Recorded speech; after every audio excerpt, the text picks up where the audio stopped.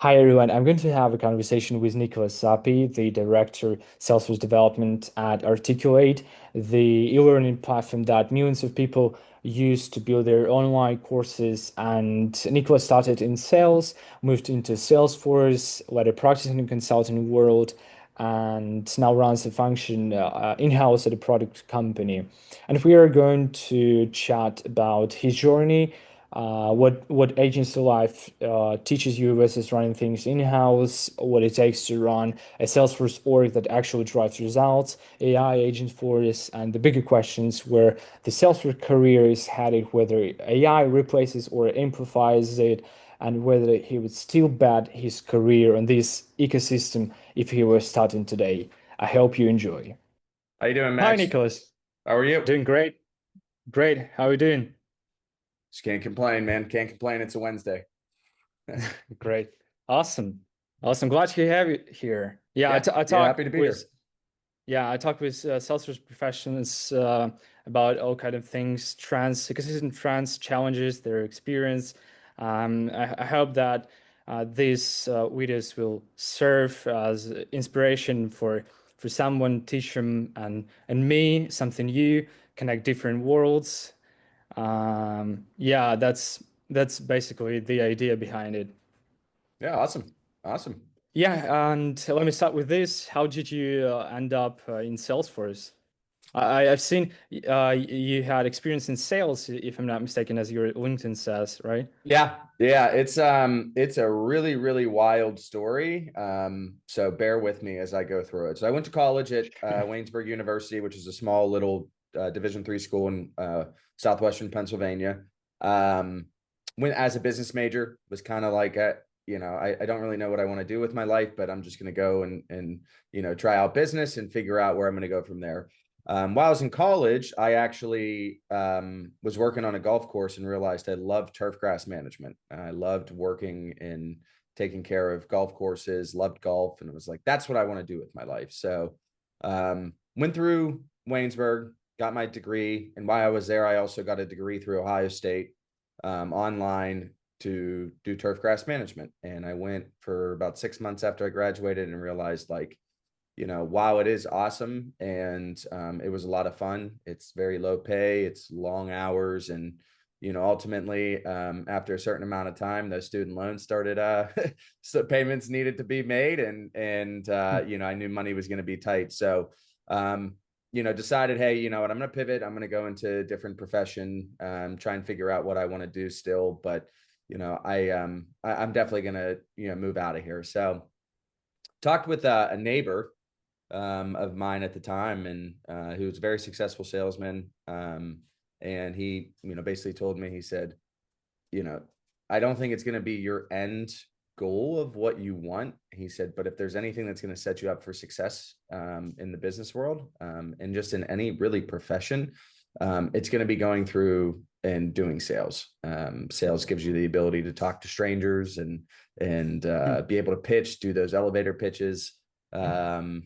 And it's going to set you up for success. So that's what I did. I embarked on a journey to try and get into sales. Ended up getting a sales job selling copiers, of all things. Um, was enjoyed it. It was not as crazy as the sales jobs as some of the other sales jobs out there, but it was really hard work. What we call pounding the pavement, knocking on doors. Trying to get new business.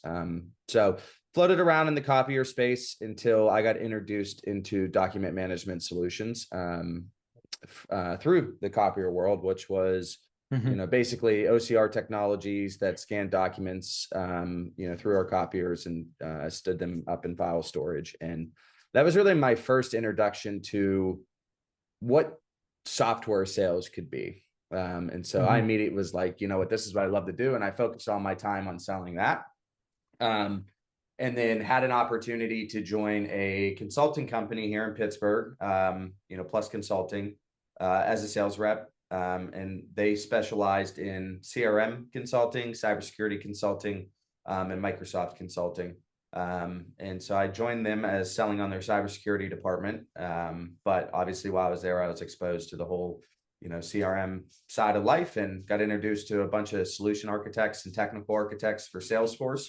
while I was there, and realized that immediately that is what I wanted in my career. So, yeah, while I was there, I tried my, obviously hardest to be successful selling. Sold a bunch of Salesforce and cybersecurity consulting contracts with companies, helped a lot of companies through some pretty big digital transformations. And then while also doing that, I was studying to be a Salesforce admin because they told me, hey, this is the first steps, just get your admin certification. So Mhm. ended up getting my admin certification, ended up leaving Plus and joining, a previous employee of Plus, previous president of Plus at his, new company that he bought into. And I knew it was going to be a short stint for me to be there, but it was really just to help, try and grow the company, try and grow their business, grow their book of business.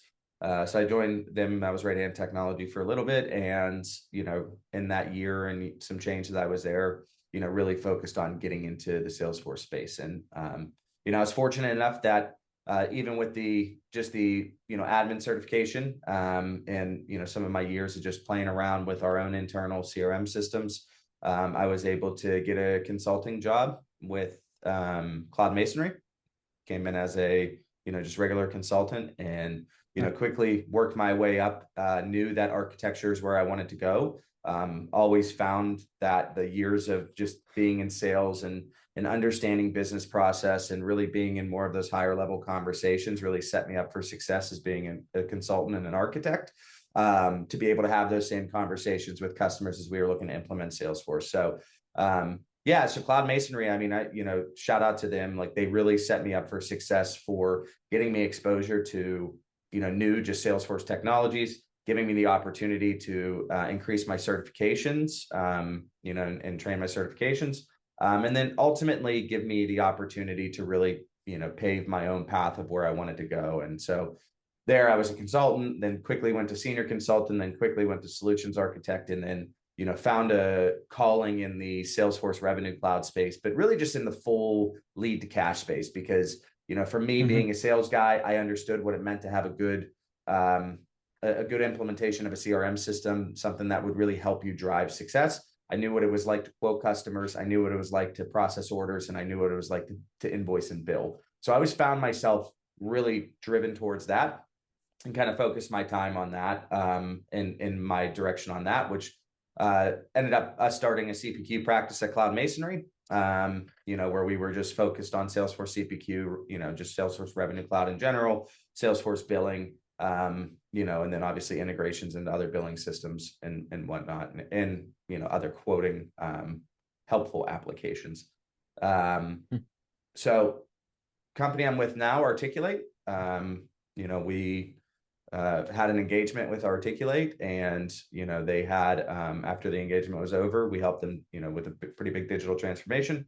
After their engagement was over, I decided that, hey, actually this is a company I really enjoy, and I think if I were to get out of the consulting world, this would be a company I would like to jump into and work for. Mhm. And lucky for me, they had a position open, applied for the position, and rest is history. I'm here at Articulate. So now I manage basically our whole Salesforce ecosystem. My technical managerial responsibilities are with our development team. So I oversee our manager of development, and then our developers, as well as our DevOps process. But I'm also responsible for pretty much most of the designs of anything that's touching Salesforce or anything we're doing inside of Salesforce. I design it and put it together, and then hand it out to folks to go build slash kind of help them build too as well. And then, do a lot of work in our middleware solution as well. So 500,000 foot overview, probably actually boiled down to about a 5,000 foot overview, but hopefully that paints the picture of kind of my journey through the Salesforce ecosystem. Absolutely. Yeah, sounds like a great story. And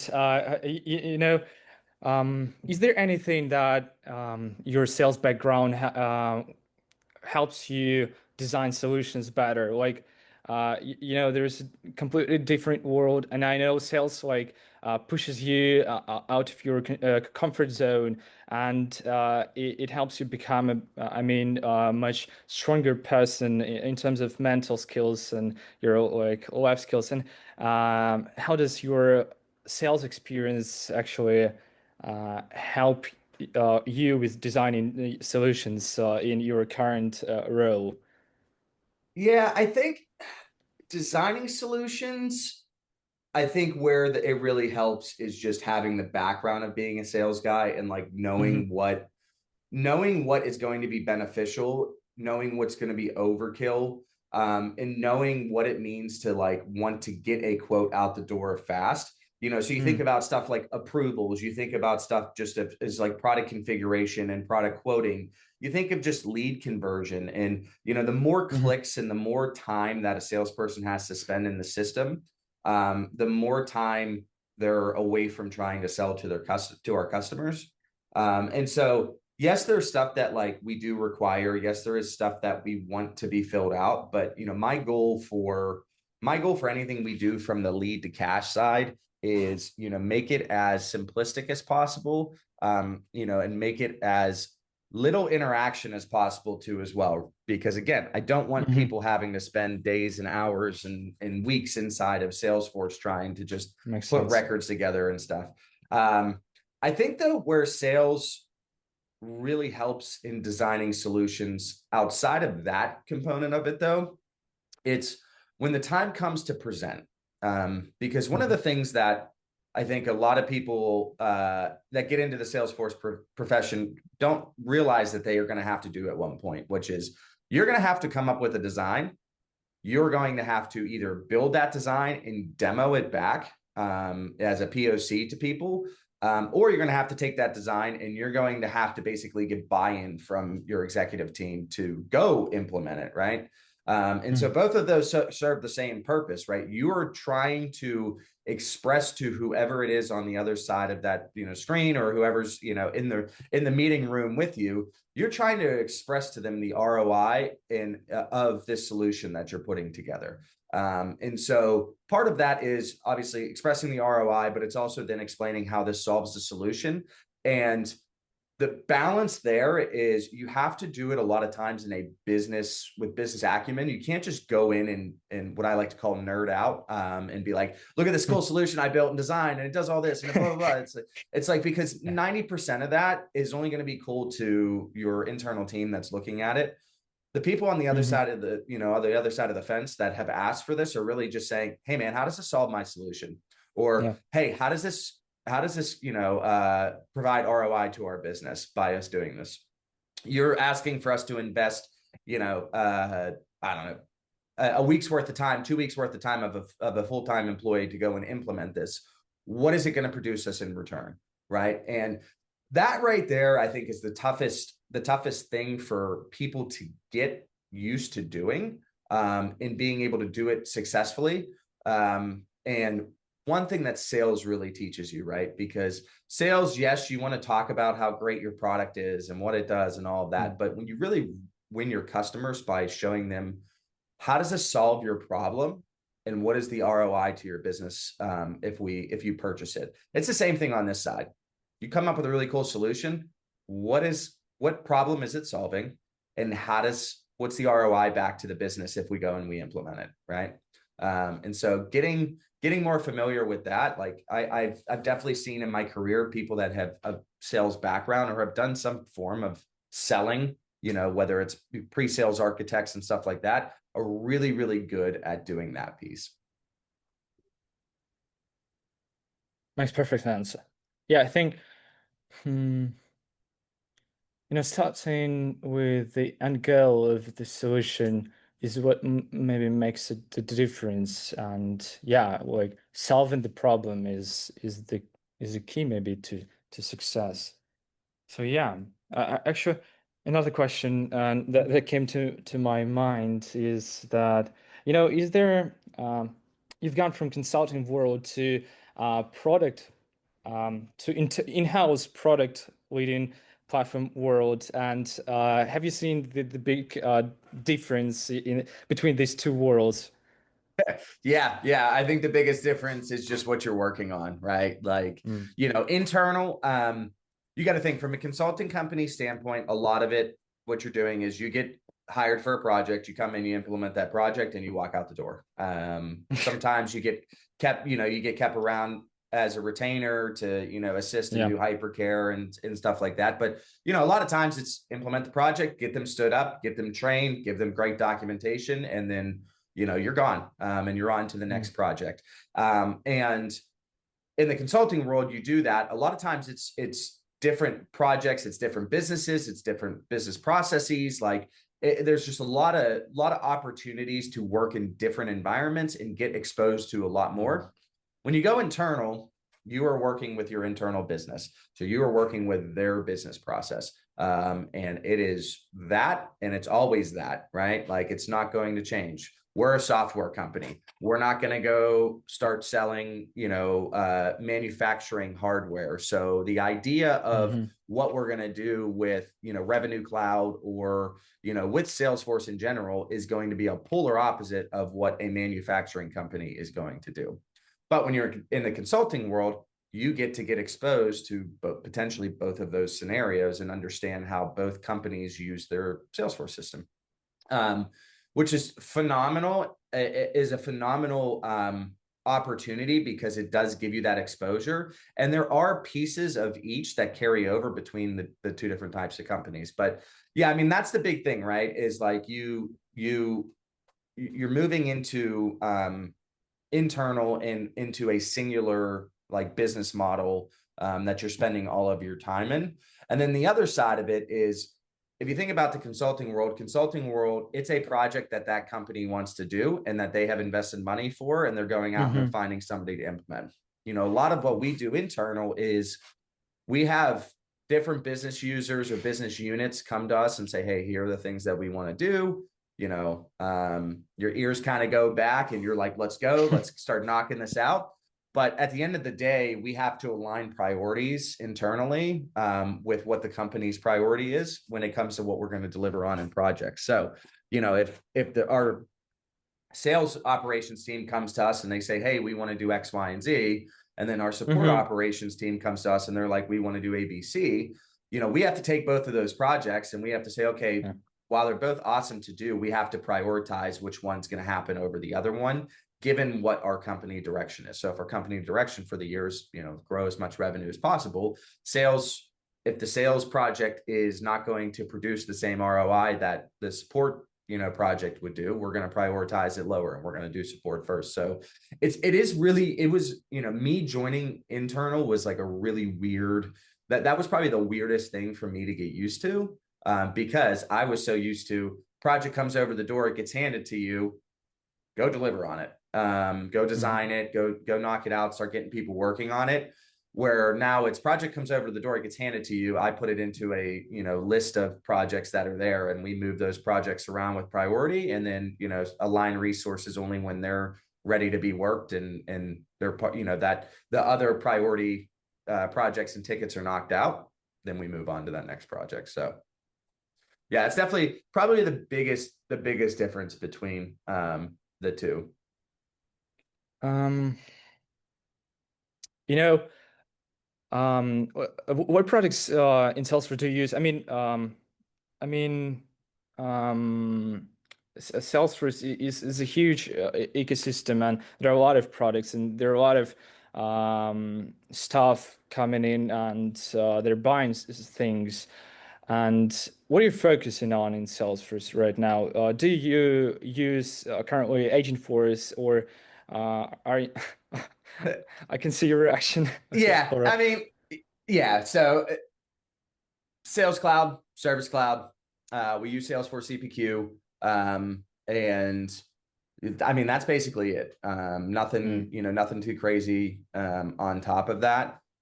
We do have a little bit of Agentforce that we leverage, more just from a reporting standpoint. But yeah, we haven't really dabbled into Agentforce too much. As far as Sales and Service Cloud, we're using just the basics of what, I shouldn't say the basics. We are using the heck out of it, out of all of them. Like we do have a lot of features and functionalities turned on that we do leverage.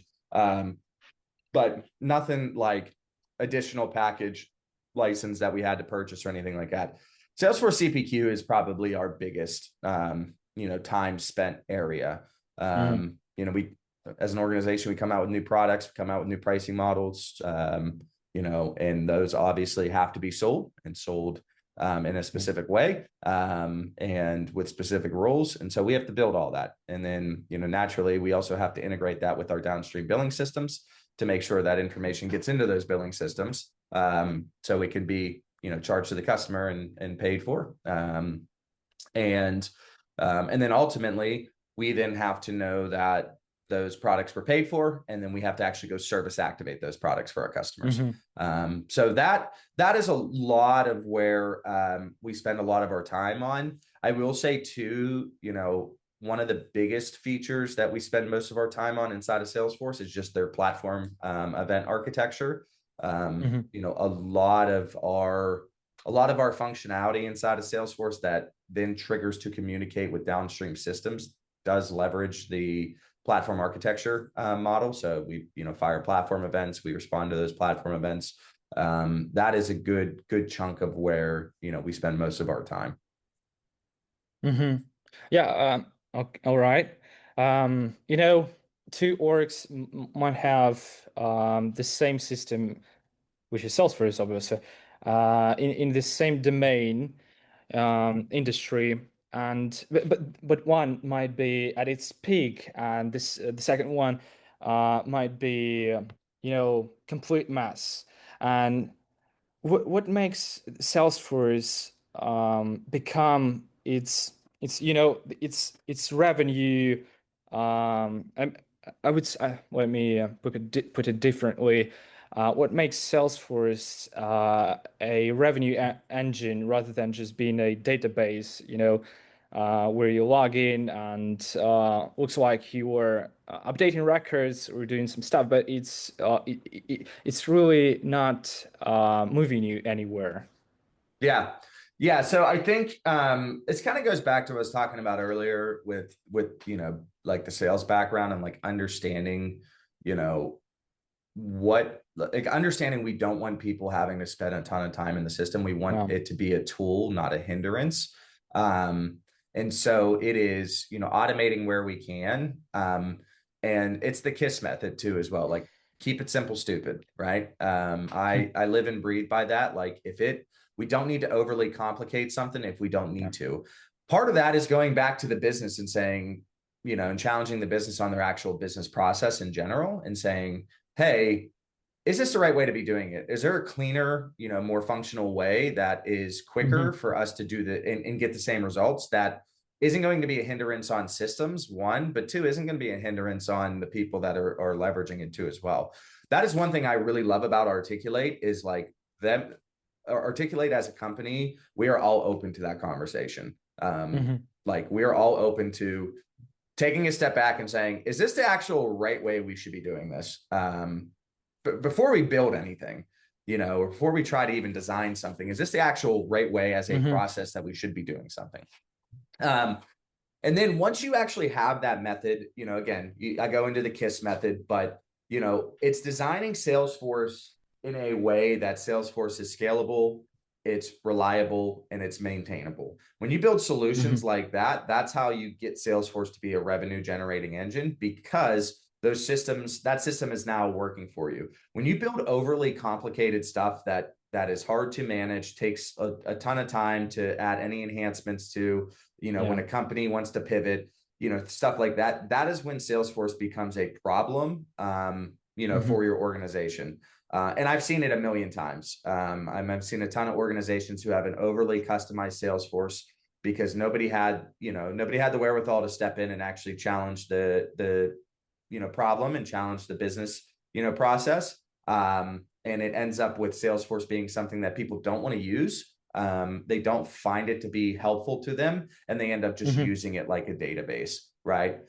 Whereas for us, if I can go in and say, hey, guess what, sales, you build a quote, just select the products that you want, and the pricing just drops in for you. We know what it is. Or, you build your quote, you put your quantities in, pricing does all this magic. We automatically add products. We automatically remove products from being able to be selected. We do all this stuff, allows you to quote faster, allows you to generate, documentation faster to get the customer to sign off on it. And then ultimately it sets us up for success to make sure as soon as that purchase is made, they basically get their services immediately for it. So that all comes out of, again, understanding, is this a simplistic business process that we're following? Okay, yes, it Mm-hmm. is. Let's go build a solution inside of Salesforce that's scalable, it's reliable, and it's maintainable. I know anybody that listens to this that knows me is going to cringe when they hear me say that, because I repeat those three pillars religiously at my organization and in previous organizations. Like, that is, when you're building a solution, you're designing a solution, those should be the three things in mind for you, because if they can't be that, you're never going to get people to use it or find value in it. Yeah. All right. Sounds great. Okay, yeah, I understand that you've never t you didn't touch Agent Force much, but have you seen this AI progression? I mean, as AI has progressed, have you seen your team? I mean, Salesforce developers, admins, architects, working differently. Has it changed the way you work and has AI changed the way you work, and has the number of people purely focused on Salesforce coming a little bit gradually down as AI is progressing? Do you think that could be the case, or what are your thoughts on that? Yeah, it's there's a couple things to touch on there. I mean, I think Um, first and foremost, I going back to what's the difference between consulting and being internal. You hit mhm, another point there of like, we're no longer just Salesforce experts on our team. Like, that's our title. yeah, That's our 100% main focus is Salesforce development. But, we are now starting to touch other systems like Claude, like ChatGPT. We're also starting to touch, middleware services. So our, development and our admin teams, while their main priority obviously is to maintain and build on Salesforce, we now have this, opportunity to build on other systems and leverage those systems, for stuff that we want to do inside of Salesforce, or we want to do with Salesforce. So, prime example of that is we have scenarios where we're leveraging, we're calling out into, ChatGPT, Claude from Salesforce to have it do stuff and then return the data back into Salesforce for us, right? Where we had never had that opportunity before. So now we have to be familiar with not only Salesforce development, but hey, once this gets inside of Claude or ChatGPT or Gemini or any one of these AI platforms, being able to build inside of there and say, hey, this is what I want you to do. This is how I want you to return it, to get it into a point where it can come back into our systems and be usable by our systems. So there's definitely an mhm, opportunity there, where internal, you get a lot more focused, you get a lot more opportunity to expand in that direction, whereas consulting world, again, you're focused mainly on just the application you're building on. But how have we seen AI progress here? I mean, I think, full transparency, I think our teams were wanting to leverage AI a lot more excuse me, but the first kind of goes at it, we're really struggling with gaining confidence on the answers and what it was giving to us. mhm, And then, over time, that confidence grew. Now we're at a point where we're starting to leverage it in our day to day. It's really funny how many people will walk around and say, AI is a disabler, or is a disruptor, having it is going to mhm, take all these people out of their jobs and everything of that nature. It is 1000% an enabler, and people need to look at it as being an yeah, enabler, because it does help. It really, really helps you grow as a implementer, and really helps you do your day-to-day job if you know how to use it correctly. So where I'm getting at with that is, we, on our Salesforce team, have started to look at ways that we can enable AI to help us in our day-to-day job. And obviously, being a developer or being an admin, the first thing you think about is like, oh, AI is going to take my job. And it's like, mhm, it's absolutely not going to take your yeah, job. It's going to change what your role is.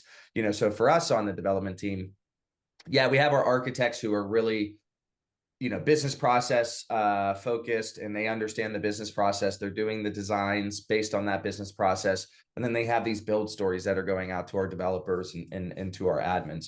Well, those developers and admins are you now using AI to basically give that first pass of like, hey, this is what I need you to go build.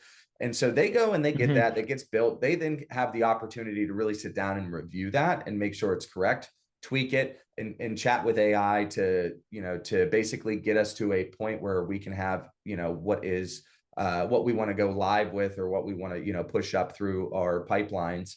They've leveraged AI now for that whole process. But they're still involved in that process. Because as much as people want to say how perfect it is, it's not perfect. Even with even with complete access to a code base and to an org, it's going to mess up. And the reason it messes up is because it's only as good as the data it's pulling, Yeah. and being able to pull from. So, you can write as many rules as you want. You can write as many skills as you want. But if you have really crappy standards for how you build and how you document, like, it's never going to be able to produce effort for you. So that's one thing I love about our team, is like, we really, really, really press on having good documentation and following strict standards on how we build. And it has made that rollout of AI a lot easier for us.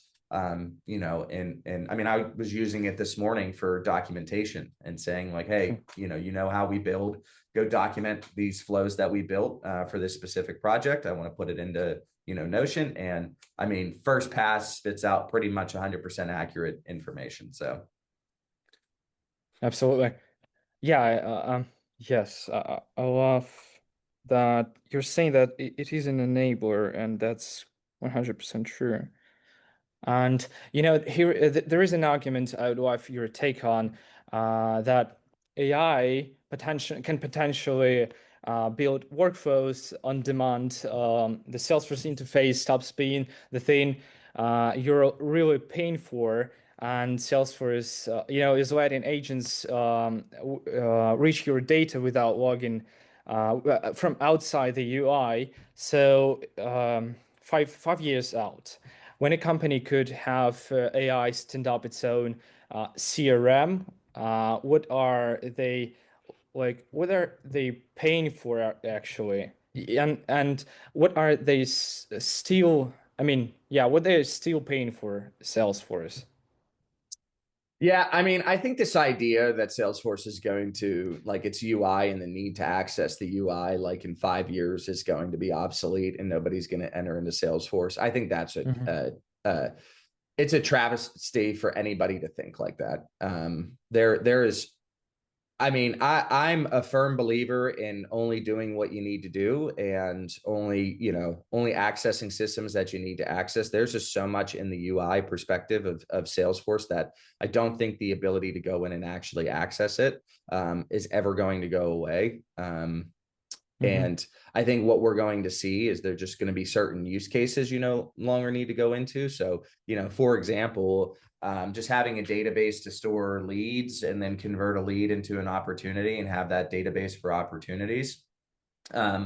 Like, that may be something that, you get out of, you could leverage headless for and pull that data into Yeah. something like Slack and things of that nature. But, just the idea of like next best steps and things of that nature, and all the stuff that you get when you access an account or like go to an account and get that lookup. Like, yes, I understand you could pull that data into Slack and pull that into there. But, ultimately, I still think there's a need for that. I think on the support side, there's a way, way greater need to still have the UI and manage through support. So, yeah, I mean, like I said, I don't think there's a world where we're getting away from that. So I like when Hmm. you sit there and you think of like, what am I paying for? You're still paying for that, and it's still beneficial to have that. Now, do I think Yeah. Salesforce has an opportunity to say like, hey, here's just headless licenses where, Hmm. maybe an admin or somebody has access to go set up the data we need and things like that, or maybe we don't even need that. Like, they can pivot to more of like a headless license. But I Hmm. don't think there's ever going to be a world where there's standard, UI license and capabilities that you get with their standard licensing goes away. Hmm. Uh, As much as they keep saying that. I mean, look what they yeah. just did with the profiles and permission sets, right? Oh, we're getting rid of profiles. They're going away. It's 2026. We're gone. And the more people that complained about the fact that like, hey man, you can't do that. You guys just haven't spent enough time, and you just really don't understand like it is a benefit to people. They Hmm. cancel it, right? So Yeah. I think that's gonna be the model you start seeing more with as AI grows. And like I said, being an enabler, there's great stuff we could do with headless MCPs, and the Salesforce MCPs, like phenomenal stuff we can do with it. But I think that core model of how you use the application is always going to be there. And as much as they try and get rid of that, there are just still going to be people that need that and don't want to work out of Slack or don't want to work out of Claude. They need that, they need that physical going into the application. So Hmm. I recently watched the episode Lex Fridman's podcast with Sundar Pichai, the CEO of Google, where he actually said that Google might have in the future two different worlds. The first world is for agents, and the second world is for humans. And my question is why human world should even exist for agents era and preliminary answer to that question from my part is that there is a desire of inside of us that wants to make sure you could look it up yourself and find what you're looking for and make sure everything is in place and there is something in that human world where you could do it yourself. I'm not sure that these two worlds would really exist, but well, we'll see. yeah, I mean, I'm sure there's potentially a future where it's just an agent world. I think at that point, it's like what Skynet or Cyberdyne has taken over, the old Terminator Hmm. stuff. But you know, Definitely. I think for now though, I would agree. Like there is a agent world and there is a human world, and I think the Yeah. human world is there as a response to the agent world, right? Like I don't disagree that agents are going to continue growing, and Hmm. agents don't need access to specific UIs and systems. They just need access to the data to manipulate the data the way that they need. But there is a good chunk of what agents do that are going to require human interaction into there. Hmm. And I don't know. It seems like it's this circle of problems if you have those humans interacting with the agents when the agents need interaction with the humans. So Hmm. having that separation between the two, I think, is where we can be successful with having those two different worlds. Right? Is okay. Agent world needs its access, needs to do it the things it needs to do. We then need human intervention on those things. Give those humans the ability to then just go access that data directly within the system or within the UI, rather than trying to work through MCPs or agents to pull that data or update that data. Because then in my opinion, I think you're in that same, like I said, you're in that same kind of circle of potential problems there. Hmm. So yeah, I mean, like I said, I'd love to see a world where agents manage everything, like, and there is no human world that is needed, and we can feel confident in the human world. But I think we're a long ways away from that. Yeah, yeah. Have you actually seen that Salesforce docs, help docs, now have the ability to copy it in a markdown file so that you could, yeah, right. Yeah, yeah, yeah, yeah. Yeah, It's neat. I mean, it's definitely cool what they're doing. yeah, definitely. They actually the Salesforce actually invested in Switzerland $1 billion into the agentic era. Just recently read the article about it. Yeah. Do you think? Did you by chance read the article about Anthropic potentially buying Salesforce? Yeah, yeah, yeah, yeah. That's I good was like, stuff. what a shift in mindset that we're all used to, right? Salesforce would typically be the one buying Anthropic in most worlds, but now it's coming Hmm. out that Anthropic might actually purchase them.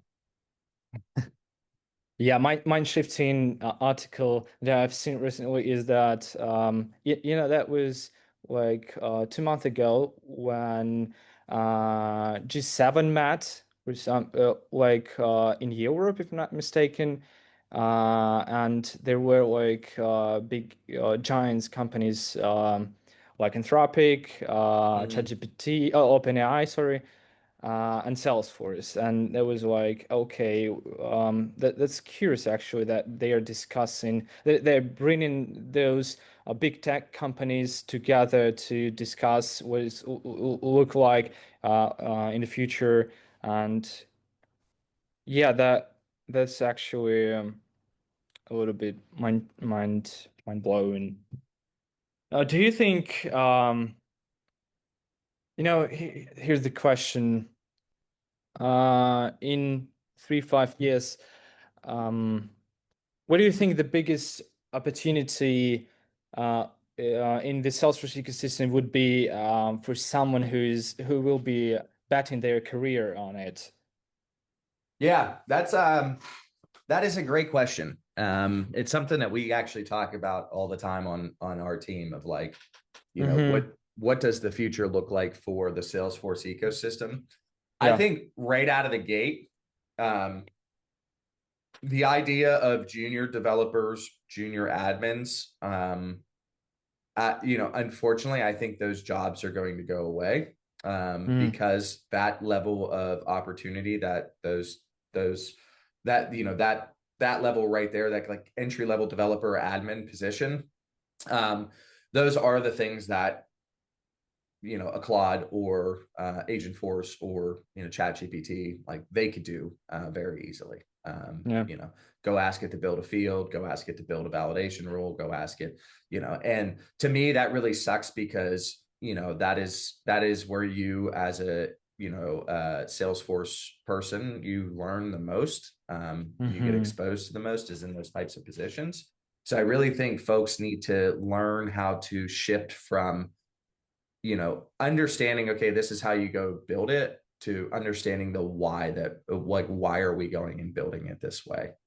Because ultimately that's going to help you with leveraging tools like AI or chat gpt or Claude or chat gpt, agent force, to be able to build successfully. I think, folks that are also getting into Salesforce, I think focusing, obviously, Salesforce is going the agent force route, and really pushing for it in everything they do. I mean, they change the name of a product every other day to add agent force into it. Yeah. So I really think it's just focusing your time on there. Obviously, you have to learn the basics of Salesforce. You have to learn its object models and its rules and the limitations and the things that Salesforce wants you to do, and architecture best practices and things of that nature. But really, just Mm-hmm. then spending the time on building and leveraging Agentforce, I think is going to produce the most amount of value, and is where right now I think a lot of consulting companies, and really just a lot of places in general, are struggling to find people that you would classify as an expert in that process. And then lastly, I think it's expand your horizons outside of Salesforce. Mm-hmm. Like, you know, Salesforce was, and I mean, still is, the top of the market, and, is the industry leader, and it always comes out Yeah. with new and great things. And there's a lot of areas inside of Salesforce that you could specialize in. So you can either broaden your horizons by just specializing in a specific, like learning different tools within Salesforce, and then just fully focusing on that and becoming an expert in that Yeah. application, because Salesforce is either going to continue developing that application, or they're going to go and purchase something else and move to a different thing. And since you're a specialist, you're going to be able to learn that new thing a lot quicker than anybody else. So it's either do that or broaden it outside of just Salesforce as an application in general. There's a ton of great middleware tools out there that you can become familiar with, that a lot of Mm-hmm. organizations are looking for experts with. There's a lot of billing systems out there, like the Stripes of the world, the NetSuites, the all these other ERP systems. Go learn those systems as well. You are going to become way more valuable the more things that you can work on and or help design and help architect around. So Yeah. that would be Yeah. my main thing to tell folks. Yeah. The market data shows that admin and dev supply footing in while architects' supplies stay a little bit insufficient, and hiring for your team today was, is there a profile that you couldn't find today? Um, couldn't find, no, not really. I mean, I think we are when we look for folks, obviously we look for folks that have the technical aptitude that we're looking for, but we also just look for people that are willing to learn and willing to pivot. I think Hmm. that's the main thing too, as well. Like, kind of going back to your question of like, what do you tell people getting into the marketplace? It's like, be a sponge.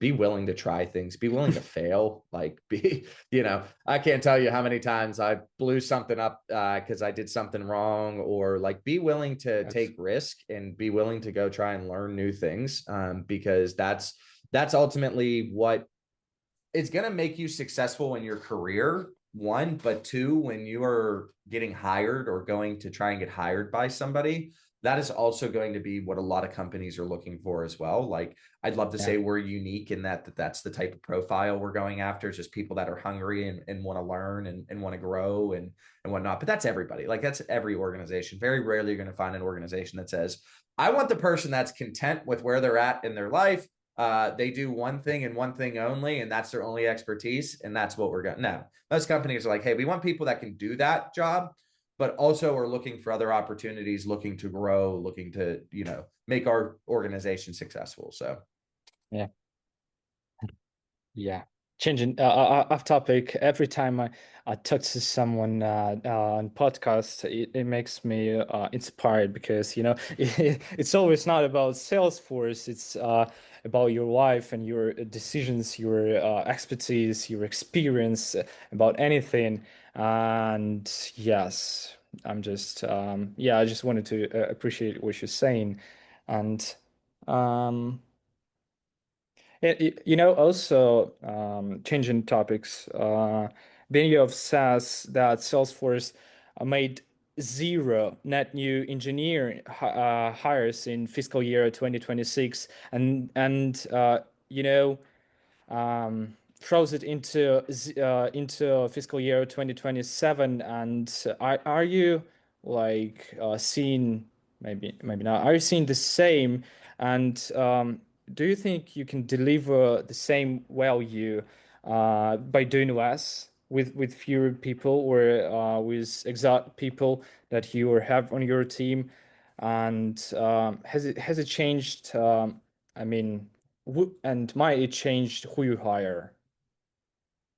yeah, I mean, I think to the Salesforce thing about them hiring any net new engineers or anything, and 27 looking at saying about the same. I think that makes sense when you look at how many. I'm probably going to get crap for saying this, but I'm going to say it anyways. Like, it makes sense for when you look at how often their systems are down now. I mean, Hmm. it's their outages have increased exponentially. I think anybody speaks for that. It seems like a common occurrence every other week where there's another outage. There have been numerous decisions made on go to market changes with their technical feature set that have Yeah. been pulled back because they've made the change. They've tried to make it quickly and sneak it into a release, and it has a drastic impact on their customer base and what people are doing, and they just don't fully understand the impact of the change that they're making. So you know if I had any word for Salesforce, I would say it's, you don't have to get rid of engineers. You can keep engineers. It's actually going to help you deliver more successfully. Just enable them, like we were talking about before. Teach them to be enabled with AI, not Yeah. you as an organization just use AI and then call it a day. So yeah, I mean, from our perspective, no, our headcount's not changing. We're not going down. If anything, we need more people. It's having AI, it does allow us to deliver faster, but it's still the same amount of interaction that we're doing with tickets. It's just the tickets are going by quicker, and getting delivered on quicker because we can get those first few steps knocked out by AI.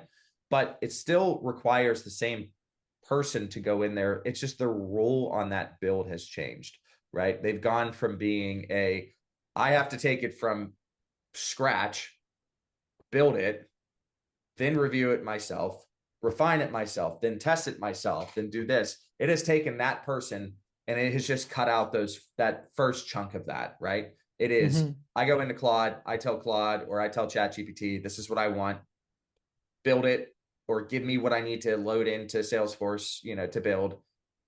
Let me review it now, then let me either use AI to refine it or just refine it myself and then deliver on it. So there's more tickets being delivered. There's more tickets able to be delivered and in a faster pace, but it still Hmm. requires the same amount of people. If you start taking people out of that, you're just moving the bottleneck from one place to another place.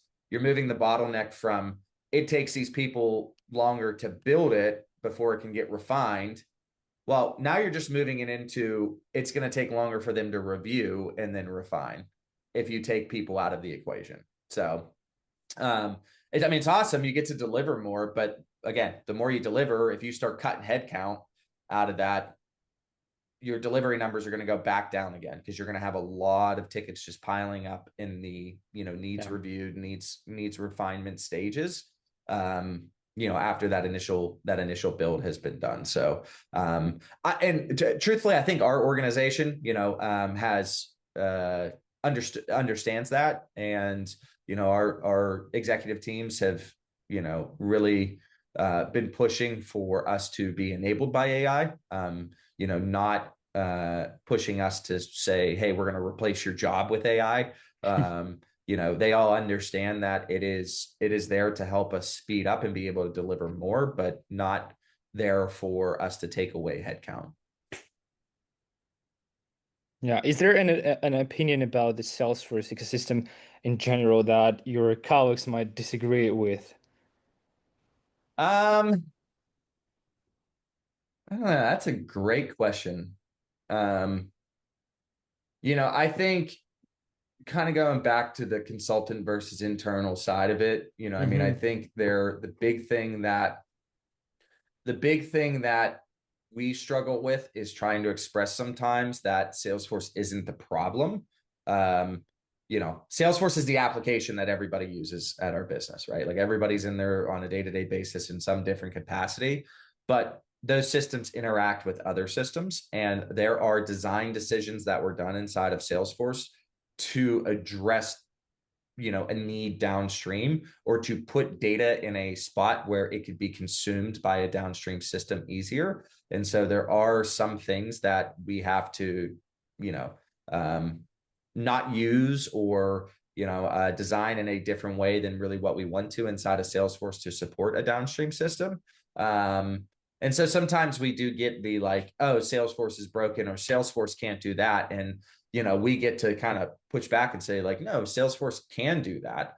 We just as an organization can't enable that because we are limited elsewhere, in what those systems can Hmm. handle and take out of Salesforce. So I think that would be, if we're talking about the whole business, I think that would be the big disagreement. I will tell you internally, like on our team, on the development team, Hmm.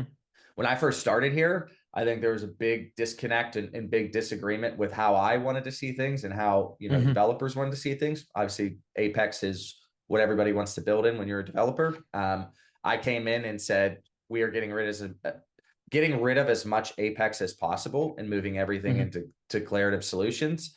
It's where Salesforce wants us to go, but most importantly, it enables the whole team to be able to manage it. And when you're at the time I was the senior manager of the development team, and you're coming in and you're telling developers we're getting rid of as much Apex as possible and moving it to flows. Immediately they're like, dude, this guy's crazy.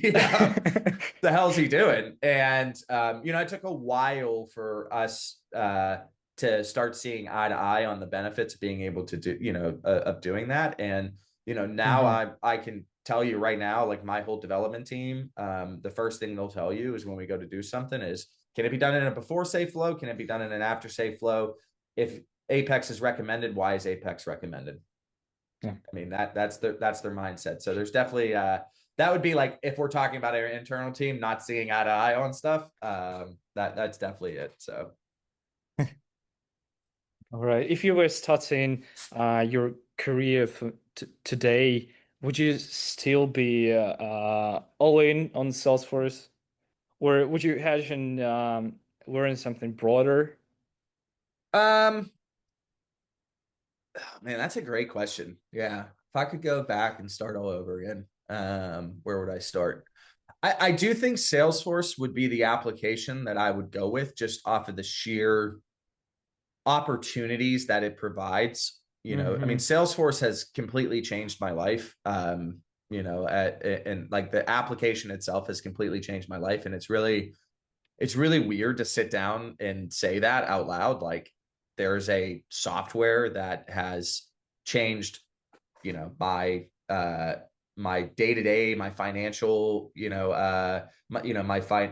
financial abilities, like, has changed. I mean, moving to the Salesforce platform and becoming a specialist in it changed where I was going to live. And I'm from the city of Pittsburgh. It was changing where I was able to live and go buy a Mm-hmm. house. And it's like, it's really weird to sit down and look at that and say that. So, I mean, I think though, if I could start all over again, I'd probably still go the Salesforce route, just of my background and not even that, just like what I enjoy doing. Like I enjoy more declarative, not super code heavy solutions, point and click. And, it's really cool what Salesforce provides you the ability to do and stand up in a short amount of time. So um, I think I would have specialized a lot quicker for sure, and became an expert in one process marketplace, with like the lead to cash and specifically with the quote to cash side of it.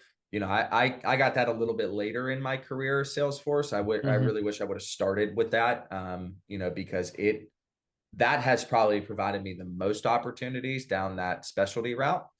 I came into Salesforce like, I'll just be a sponge. I'll learn anything, and I'll be this, Swiss Army knife of technical capabilities, and Mm-hmm. realize that, yeah, those folks are great to have out there, but like being the expert in the room, on one application is where you're going to make the biggest bang for your buck. That would have been where, I would have spent my time. If I could tell people that are starting right now, though, like I said, I would focus on either specializing or be an expert in multiple applications, not just one application. So Makes sense. Yeah. Yeah, we're running out of time. Thank you, Nicholas, for joining me today. It was super exciting to chat with you. Appreciate everything you've said here. It was a really fruitful conversation. yeah, yeah, absolutely. I mean, yeah, I definitely appreciate you reaching out. This is super cool what you're doing. Thank you. And I think, as we end this thing, if there's anything I can say, like, I'm a prime example of the opportunities that are out there and what you could be able to do with your life if you just really put your mind to it. I'm from the city of Pittsburgh. I was an athlete, you know, struggled in school, Mhm. really wasn't the person that would think that, 20 years after high school that I'd be in the spot that I am right now. But I am. And, that came down to just being able to, put your head down and actually learn stuff and work hard. And it also comes from putting good people around you that are going to direct you in the right direction. So, there's opportunities out there for everybody to find those types of people. Anybody that's watching this, if you want to reach out to me, go ahead, reach out to me. I'd be more than happy to, direct you in your career and give you advice and help out. So, but yeah, I really appreciate you reaching out. And ever want to do it again, you just let me know. Sure. Thank you. Have a nice day. All right, Yeah. you too. I'll see you.